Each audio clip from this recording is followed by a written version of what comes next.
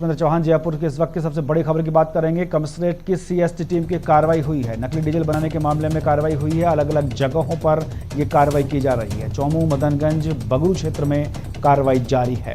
तो बड़ी खबर है राजधानी जयपुर से, आपको बता दें कमिश्नरेट की सीएसटी टीम ने यह कार्रवाई करी है। चौमू, मदनगंज, बगरू क्षेत्र में कार्रवाई जारी है। नकली डीजल बनाने का ये मामला है। सीएसटी टीम की कार्रवाई, तस्वीरें आपकी टीवी स्क्रीन पर आप देख सकते हैं। जयपुर से इस वक्त की बड़ी खबर, नकली डीजल बनाने के मामले में ये कार्रवाई की गई है और चौमू, मदनगंज और बगरू क्षेत्र में ये कार्रवाई जारी है।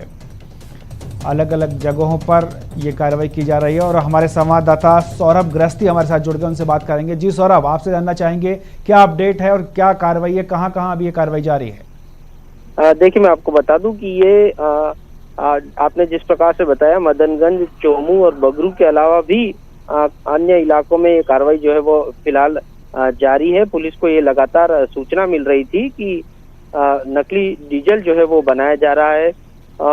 लुब्रिकेंट की आड़ में ये जो नकली डीजल जो है बनाने का खेल काफी समय से चल रहा है। इस प्रकार की पुलिस को सूचना मिली थी, जिसके बाद पुलिस कमिश्नरेट की सीएसटी टीम जो है वो कार्रवाई कर रही। मैं आपको बता दूं कि जयपुर जिले के अलावा अजमेर जिले के किशनगढ़ क्षेत्र में, मदनगंज में भी ये कार्रवाई जो है वो लगातार जारी है और करीब 2 दर्जन लोगों को हिरासत में लेने की अभी फिलहाल जो है वो प्राथमिक सूचना जो है वो मिल रही है। और इस पूरे मामले का खुलासा जो है वो कुछ देर में संभवतः additional police commissioner Ajay Pal Lamba जो है वो करेंगे। लेकिन इस प्रकार की सूचनाएं को इकट्ठी करने के बाद सीएसटी टीम ने अलग अलग टीमें बनाकर जो है वो दबिश दी है। कल शाम से ही ये लगातार पुलिस जो है वो अलग अलग क्षेत्र में तैनात हो गई थी और आरोपियों को रंगे हाथों पकड़ने की कोशिश थी। उसी के तहत ये कार्रवाई जो है वो हो चुकी है और अब जो है वो पूरा मामला जो है वो किस प्रकार से इस मामले में कौन कौन लोग इसमें शामिल थे और किस प्रकार का ये गोरख धंधा चल रहा था, इस पूरे मामले में कुछ देर बाद जो है वो पूरी डिटेल जो है वो मिल पाएगी। जी बिल्कुल, बहुत बहुत धन्यवाद सौरभ खबर पर जानकारी देने के लिए। तो आपको बता दें कि ताबड़तोड़ कार्रवाइयाँ पुलिस ने की है, सीएसटी ने की है और ये नकली जो बनाया जा रहा था पदार्थ, उसको लेकर के कार्रवाई की गई है। कमिश्नरेट की सीएसटी टीम की ये कार्रवाई है। थोड़ी देर में कमिश्नरेट पुलिस इसका खुलासा करेगी। बड़े नेटवर्क का खुलासा हो सकता है। नकली डीजल बनाया जा रहा था, लुब्रिकेंट बनाने की आड़ में ये सब किया जा रहा था। अलग अलग जगहों पर यह कार्रवाई चल रही है।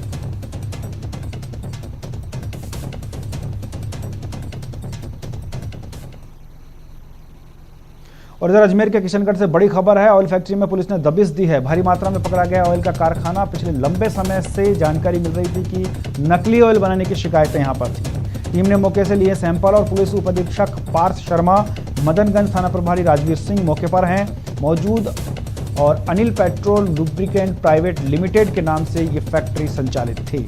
तो ये भी वहीं से जुड़े हुए तार हैं। अजमेर के किशनगढ़ से बड़ी खबर है। नकली ऑयल बनाया जा रहा था, तो कहा जा सकता है कि ताबड़तोड़ कार्रवाइयां पुलिस की चल रही है। अजमेर में भी एक कार्रवाई हुई है जिसमें ये मामला सामने आया है। ऑयल फैक्ट्री में पुलिस ने दबिश दी है। दबिश देने के दौरान ये पूरा मामला निकलकर सामने आया। भारी मात्रा में ऑयल का कारखाना पकड़ा गया है। भारी मात्रा में ऑयल वहाँ से बरामद हुआ है जो कि नकली है और ये शिकायतें लगातार पुलिस को मिल रही थी। शिकायतें मिलने के बाद अब ये ताबड़तोड़ कार्रवाइयाँ की जा रही हैं। टीम ने मौके से सैंपल लिए हैं। ये कहा जा रहा था कि नकली ऑयल है, लेकिन अभी सैंपल पुलिस ने यहाँ से ले लिए हैं और दबिश दी गई है।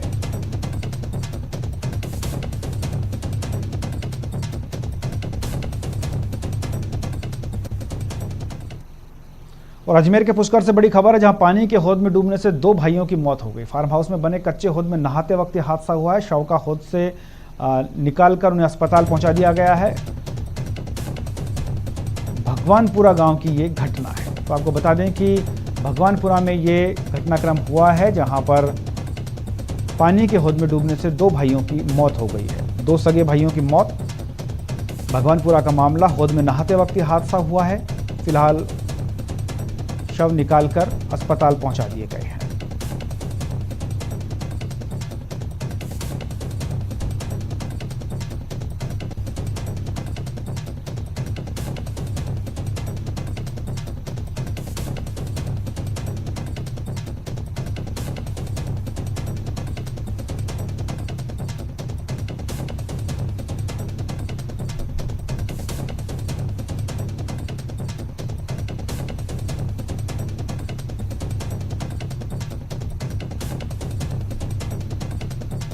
तो आप देख सकते हैं कि जिस तरह से पानी की हौद में डूबने से 2 भाइयों की मौत हुई है, घर पर पूरा माहौल गमगीन है और दोनों के शव निकाल लिए गए हैं हौद से, अस्पताल पहुंचा दिए गए हैं। तस्वीरों में आप देख सकते हैं दोनों की मौत हो गई है, शव को हौद से निकालकर अस्पताल पहुंचाया जा चुका है और ये घटना सामने आई है। पानी के हौद में डूबने से 2 भाइयों की मौत है अजमेर के पुष्कर से, ये बड़ी खबर है। आपको बता दें कि हौद में नहाते वक्त, ये हौद आप देख सकते हैं, इसमें नहाते वक्त असावधानी से ये दुर्घटना घटित हुई और दोनों के शव वहां से निकाल लिए गए हैं।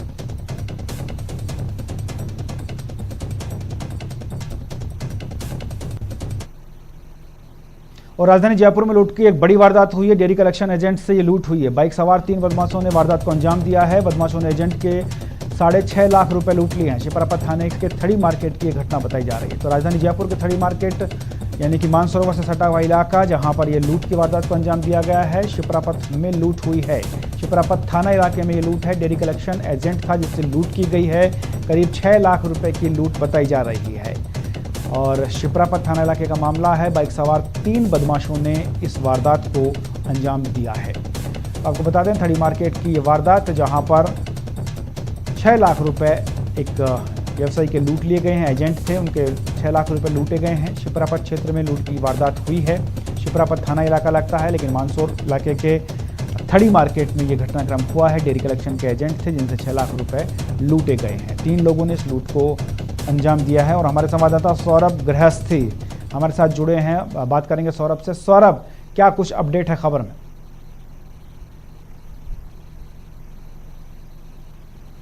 देखिए, अपडेट यही है कि पुलिस जो है वो अब जांच शुरू कर दी है और इस वक्त मैं मौके पर हूँ और मौके पर किस प्रकार की तस्वीरें ये आपको दिखाना चाहेंगे। इसी बाइक पर जो डेयरी कलेक्शन एजेंट है वो निकला था और बताया ये जा रहा है कि उसके सर पर वार करने की कोशिश जो है वो 3 बाइक सवारों ने की थी और आप देख सकते हैं किस प्रकार से इस बाइक का हाल हुआ है। बाइक जो है वो पूरी तरह से गिर चुकी है। चश्मा जो है वो इस वक्त मौके पर ही पड़ा हुआ है और जो गाड़ी का जो लाइट होती है, आप देख सकते हैं इस जगह पर जो है वो पहला वार जो है वो हुआ है। ऐसी प्रतीत जो है जिस प्रकार से अभी इस वक्त गाड़ी या इस मौके पर पड़ी, उससे प्रतीत ये होता है कि पहले बदमाशों ने जो है वो उस पर वार करने की कोशिश की और उसके बाद उसका बैग जो है वो छीन कर ले गए। लेकिन यहाँ पर ये देखने वाली बात ये होगी कि इस जो डेयरी एजेंट था उसके बारे में संभवतः बदमाशों को पहले से मालूम होगा कि वो रोजाना कलेक्शन करता है डेयरी बूथों से और उसके बाद कलेक्शन जमा कराने जाता है। इस प्रकार की सूचना संभवतः रेकी पहले से उन्होंने कर रखी होगी। लेकिन अभी जो है वो पूरी तरह से कह देना भी कि ये लूट की ही वारदात है, ये भी कहना मुश्किल है, क्योंकि आमतौर पर ये भी देखने में मिलता है कि कई बार इस प्रकार की घटनाएं जो है वो झूठी निकलती है। लेकिन पुलिस जो है वो मौके पर पहुंच चुकी है और आप देख सकते हैं इस गली में जिस जगह पर यह घटना हुई है वहां के सीसीटीवी फुटेज जो है वो देखने की कोशिश जो है वो पुलिस कर रही है। लेकिन एक जगह जहां पर यहीं पर एक बैंक स्थित है, वहां के सीसीटीवी खोजने की कोशिश की, वहां सीसीटीवी फुटेज लगे भी हुए, लेकिन उस वक्त लाइट जाने के कारण वो जो पूरी घटना है वो रिकॉर्ड नहीं हो पाई है। लेकिन अन्य जगहों पर पुलिस जो है वो तलाश करने की कोशिश जो है वो इस वक्त कर रही है। लेकिन ये बड़ी बात है, बदमाशों के हौसले लगातार बुलंद होते जा रहे हैं और ये घटना बताती है कि किस प्रकार से बदमाश जो है वो इस प्रकार की वारदातों को जो है वो अंजाम दे रहे हैं। और ये बिल्कुल ये इस इलाके में, क्योंकि ये सुनसान इलाका है, इस सुनसान इलाके में वो क्या करने आ रहा था, डेयरी जो एजेंट है वो इस इलाके में से क्यों गुजर रहा था, वो कहाँ जा रहा था और जो वो हमेशा कलेक्शन करता है उसकी सूचना किन किन लोगों को है, ये तमाम बातों को भी प्रारंभिक जांच है, इसलिए पुलिस तथ्यों को जुटाने की कोशिश कर रही है। पहले सीसीटीवी फुटेज, इसलिए क्योंकि सीसीटीवी फुटेज से घटना हुई है या नहीं हुई है या फिर और कुछ कारण है, इन तमाम चीजों को पता लगाने की कोशिश जो है वो इस वक्त पुलिस कर रही है और सीसीटीवी फुटेज अगर मिल जाते हैं उसके बाद आगे की कार्रवाई जो है वो पुलिस के द्वारा की जाएगी। जी सौरभ, अक्सर ये देखा गया है जयपुर में इस तरह की कोई पहली वारदात नहीं है, क्योंकि पहले भी एक डेयरी कलेक्शन के एजेंट के साथ इस तरह की वारदात हुई थी, इसका खुलासा भी फिर किया गया था, लेकिन कई बार ये वारदातें झूठी भी निकलती हैं। अभी इसमें प्रथम दृष्टया क्या लग रहा है?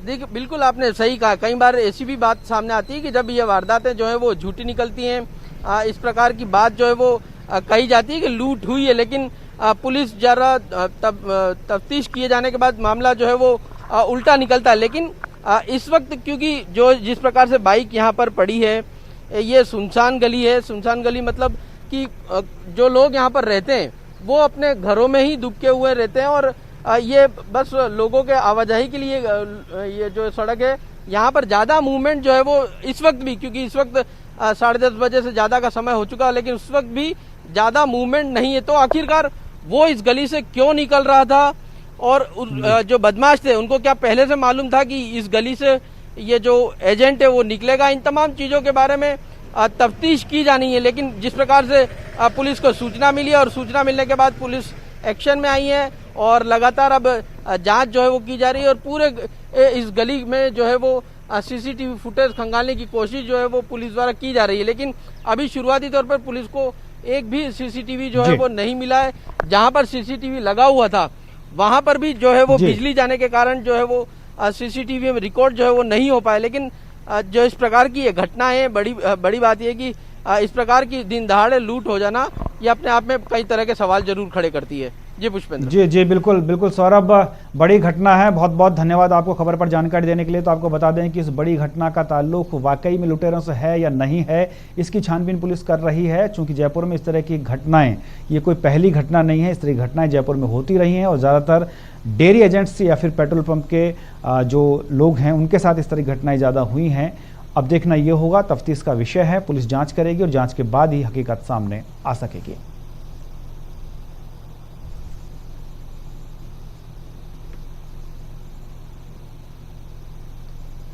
और अब बात एक और बड़ी खबर की, जहां कर निर्धारक रामरतन चौधरी को किया गया है एपीओ। अधिशासी अधिकारी नगरपालिका मुंडवा के पद पर से एपीओ कर दिया गया है। राजस्व अधिकारी वर्षा चौधरी को भी एपीओ किया गया है। नगर परिषद सीकर में पदस्थापित थी वर्षा चौधरी। राजस्व निरीक्षक नटवरलाल को भी एपीओ कर दिया गया है। अधिशासी अधिकारी नगरपालिका रूपवास के पद से उन्हें एपीओ किया गया है। तो ये बड़ी खबर आप देख रहे हैं, राजस्व अधिकारी वर्षा चौधरी को एपीओ किया गया है, और उसके अलावा नटवरलाल को भी एपीओ कर दिया गया, जो कि राजस्व निरीक्षक थे। नगर परिषद सीकर में स्थापित थी वर्षा चौधरी, उन्हें भी एपीओ किया गया है। तो ये बड़ी खबर आप देख रहे हैं, जयपुर के डीएलपी से बड़ी खबर है। कर निर्धारक रामरतन चौधरी, अधिशासी अधिकारी नगरपालिका मुंडवा और वर्षा चौधरी के अलावा नटवरलाल एपीओ कर दिए गए हैं।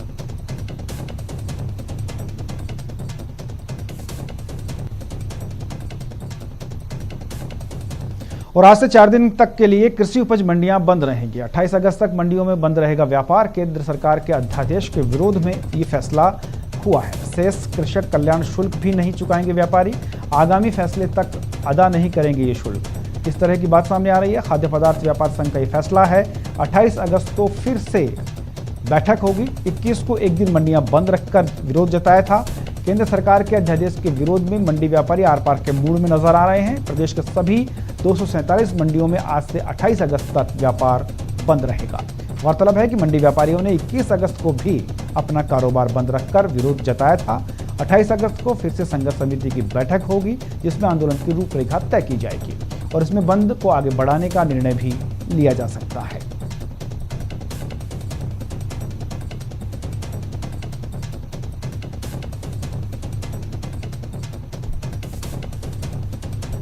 और यहाँ लेते हैं एक छोटा सा ब्रेक के बाद फिर हाजिर होते हैं। और ब्रेक के बाद एक बार फिर से आपका स्वागत है। बात करेंगे मंडियों के बंद होने की। तो आपको बता दें कि व्यापारी, जो मंडी व्यापारी हैं, वो आर पार के मूड में नजर आ रहे हैं। प्रदेश की सभी 247 मंडियों में आज से 28 अगस्त तक व्यापार बंद रहेगा। गौरतलब है कि मंडियों के व्यापारियों ने 21 अगस्त को भी अपना कारोबार बंद किया था। केंद्र सरकार के अध्यादेश के विरोध में ये सब चल रहा है। आंदोलन की रूपरेखा क्या होगी, उसके लिए भी आगे मीटिंग की जानी है। और आपको बता दें कि 247 जो मंडियां हैं वो प्रभावित हैं। हमारे संवाददाता दिनेश शर्मा हमारे साथ जुड़े हुए हैं। दिनेश जी, आपसे जानना चाहेंगे क्या कुछ मांगे हैं इन लोगों की, क्योंकि पहले भी इन्होंने अभी कुछ दिन पहले मंडी को बंद रखा था और आज फिर से मंडियों को बंद किया गया है।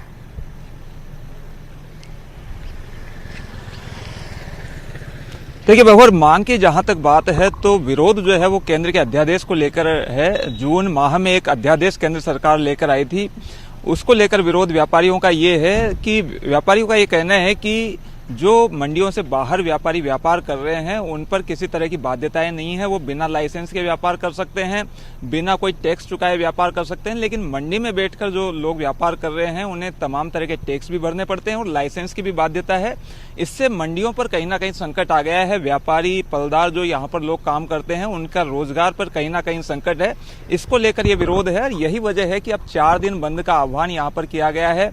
हम इस वक्त राजधानी मंडी जो जयपुर की सबसे प्रमुख मंडी है वो उसमें मौजूद है। आप देख सकते हैं कि पूरा सन्नाटा यहाँ पर पसरा हुआ है। हालांकि कुछ दुकानें खुली हुई भी हैं, वो ऐसी दुकानें हैं जिन जिनसों पर टैक्स नहीं लगता, वो दुकानें खुली हुई है। लेकिन जिन जिनसों पर टैक्स लगता है उन व्यापारियों ने अपनी दुकानें बंद रखकर विरोध जताया है। राजस्थान खाद्य पदार्थ व्यापार संघ का यह आह्वान है कि प्रदेश की तमाम जो 247 मंडियां हैं वो पूरी तरीके से बंद रखी जाएंगी। और एक महत्वपूर्ण निर्णय ये भी व्यापारियों ने लिया है कि जब तक अगला निर्णय नहीं ले लिया जाता तब तक वो ना तो सेस चुकाएंगे मंडी सेस और ना ही कृषक कल्याण शुल्क जो राज्य सरकार को चुकाया जाता है वो सरकार को चुकाया जाएगा।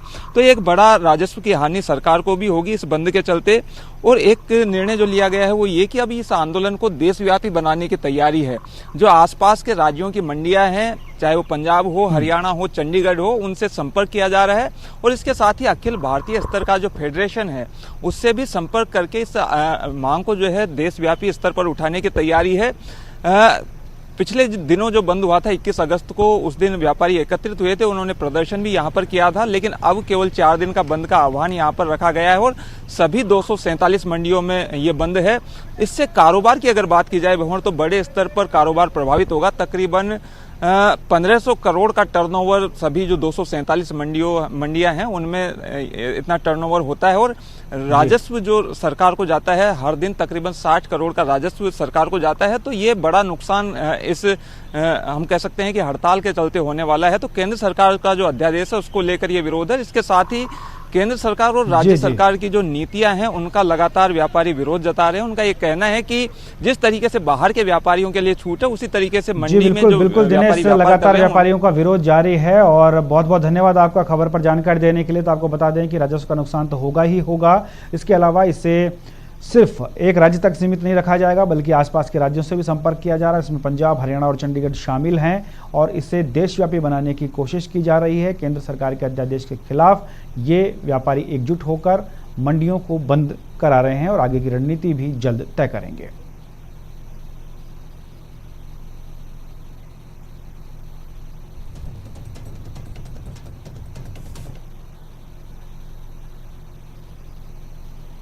और देश में कोरोना की रफ्तार थमने का नाम नहीं ले रही है। बीते 24 घंटों में दौरान कोरोना के 60,975 नए मामले सामने आए हैं और 848 लोगों की मौत हुई है। देश में अब तक कोरोना के कुल 31,67,324 मामले सामने आ चुके हैं, जिनमें से 7,04,348 एक्टिव केस हैं, जबकि 24,04,585 लोग संक्रमण को नहीं दिया गया है।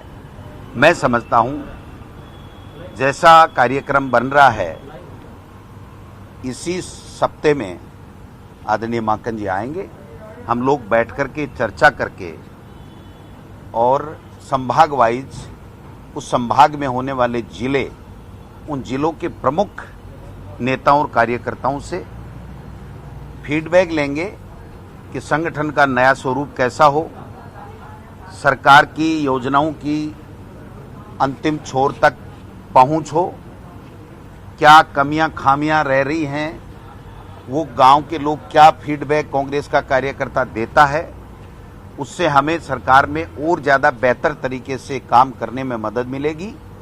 संगठन के बारे में सुझाव प्राप्त होंगे जमीनी कार्यकर्ताओं के, तो निश्चित रूप से संगठन को भी और ज़्यादा मजबूती मिलेगी। सरकार और संगठन मिलकर के जो वादे राहुल गांधी जी ने, सोनिया गांधी जी ने, हमारी सरकार ने, हमारी प्रदेश कांग्रेस कमेटी ने जो जनता से सरकार बनने से पहले किए थे, उन वादों को हम कैसे पूरा करें और एक आम जन में ये महसूस हो, आम कार्यकर्ता में ये महसूस हो कि हमारी सरकार जिसको हमने खून पसीने से सींच करके बनाया है, वो सरकार हमारे कल्याण के लिए काम करती है, हमारे सुख दुख में भागीदार रहती है। एक सर कांग्रेस वर्किंग कमेटी में इस तरह से विवाद सामने आया, क्या चाहिए पार्टी के लिए? आपने लेटर भी लिखा? किसी तरह का कोई विवाद नहीं। पूरी हिंदुस्तान की कांग्रेस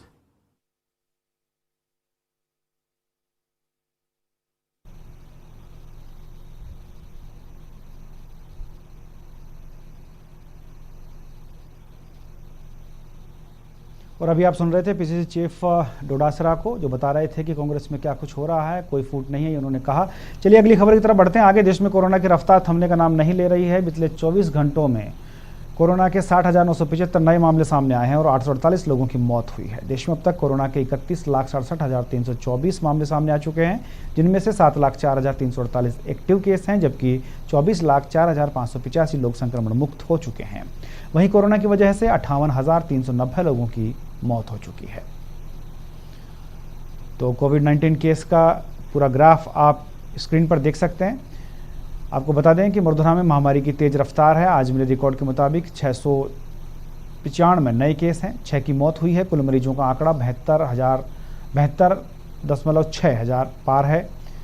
कोरोना वायरस से अब तक 973 लोगों की मौत हो चुकी है। इलाज के बाद 56,000 से ज़्यादा मरीज डिस्चार्ज हो चुके हैं।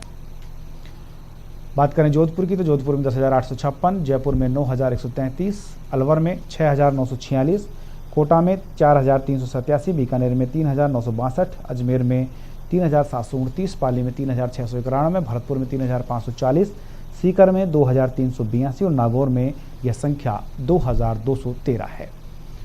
तो मरधुरा में महामारी की रफ्तार तेज है, इसलिए सजग और सावधान रहने की ज़रूरत है। नए रिकॉर्ड सामने आ रहे हैं।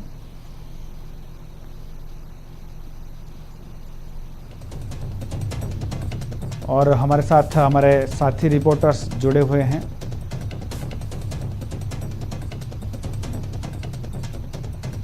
सौरभ गृहस्थी हमारे साथ जयपुर से जुड़ रहे हैं, ललित सिंह हमारे साथ जोधपुर से जुड़ रहे हैं, तो वहीं कपिल श्रीमाली हमारे साथ उदयपुर से जुड़ रहे हैं। तीनों से हम बातचीत करेंगे, कोरोना की स्थिति जानेंगे, प्रदेश में क्या कुछ है। तो चलिए सबसे पहले हम चलते हैं सौरभ गृहस्थी के पास। सौरभ, राजधानी किस हालात में है फिलहाल, जिस तरह से रफ्तार बढ़ रही है?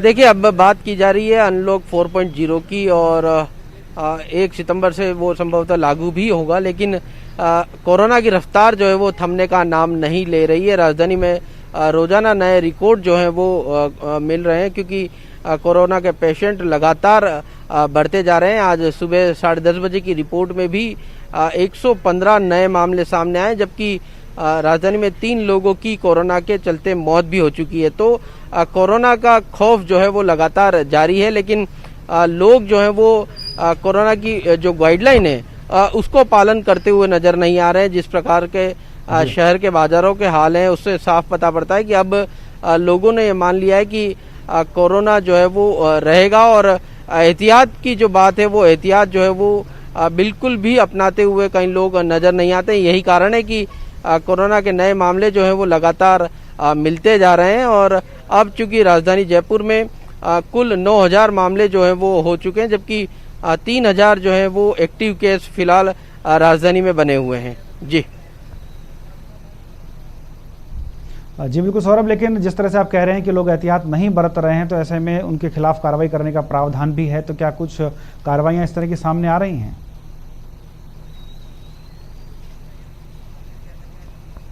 जी बिल्कुल, प्रदेश भर में कार्रवाइयां इसको लेकर हो रही हैं और करीब 5 लाख लोगों से ज़्यादा भी के चालान जो है वो अब तक प्रदेश भर में पुलिस कर चुकी है। पुलिस अलग अलग जगहों पे एहतियात के तौर पर सैटरडे और संडे को लॉकडाउन भी किया जा रहा है।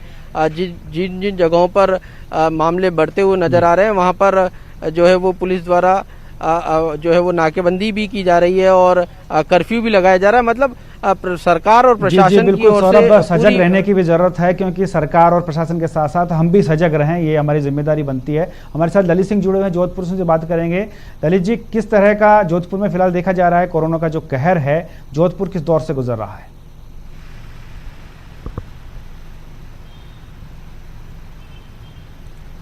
देखिए पवन जी, आंकड़े अपने आप पे बताते हैं कि जोधपुर राजस्थान का नंबर 1 है, जहां पे लगातार कोरोना का कहर लगातार जारी है। पिछले 7 दिनों में 30 जनों की मौत हुई है। ये आंकड़े अपने आप पे बताते हैं कि कोरोना का पीक जोधपुर में चल रहा है। आंकड़े लगातार बढ़ रहे हैं, स्वास्थ्य महकमा नाकाम है इसको रोकने में। लेकिन कहीं ना कहीं ये बात बिल्कुल सच है कि जिस तरह से लोग लापरवाही बरत रहे हैं, यही कारण है कि लगातार शहर में 250 से ऊपर रोजाना का आंकड़ा बढ़ा है। कल भी 254 आंकड़े सामने आए थे, करीब 3 लोगों की मौत हुई है और इस लिहाज से 11,180 आंकड़ा पहुंच चुका है जोधपुर शहर में। तो सबसे ज़्यादा पॉजिटिविटी की बात करें तो वो जोधपुर शहर में है। मौत का आंकड़ा भी 150 पहुंच चुका है। लेकिन कहीं न कहीं इस सिलसिले को रोकथाम नहीं है। जोधपुर का ऐसा कोई इलाका नहीं है जहाँ से आंकड़े नहीं आ रहे हो।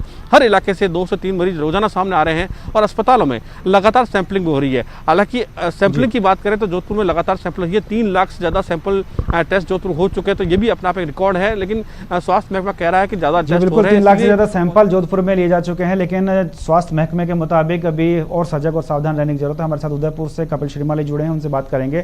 कपिल जी, उदयपुर का क्या हाल?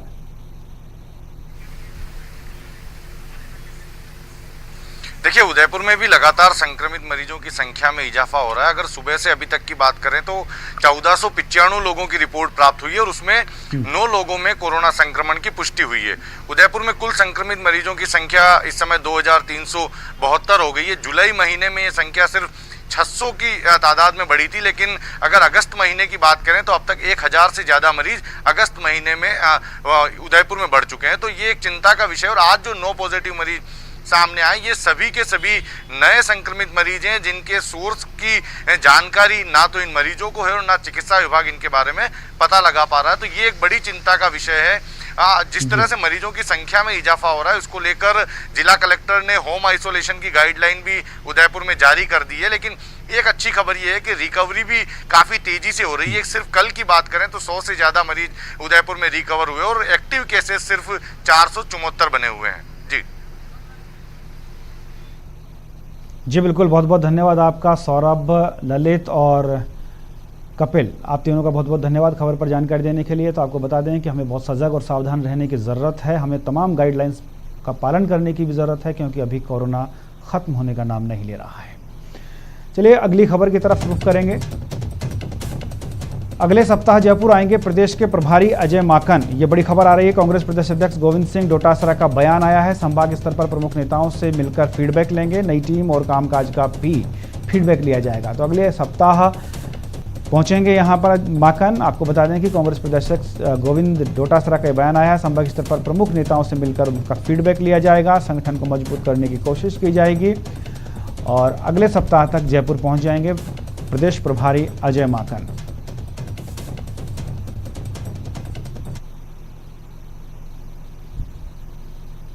और कोरोना वैक्सीन से जुड़ी इस वक्त की बड़ी खबर है, सूत्रों के हवाले से बड़ी खबर। रूस ने वैक्सीन को लेकर भारत से संपर्क साधा है। वैक्सीन स्पुतनिक वी को लेकर संपर्क साधा है। भारत को स्पुतनिक वी के बारे में जानकारी दी जा रही है, ये सूत्र कह रहे हैं। बायोटेक्नोलॉजी विभाग और ICMR से भी संपर्क साधा गया है, ये सूत्रों का कहना है। स्वास्थ्य मंत्रालय में इस बैठक में रूस के राष्ट्रदूत मौजूद थे।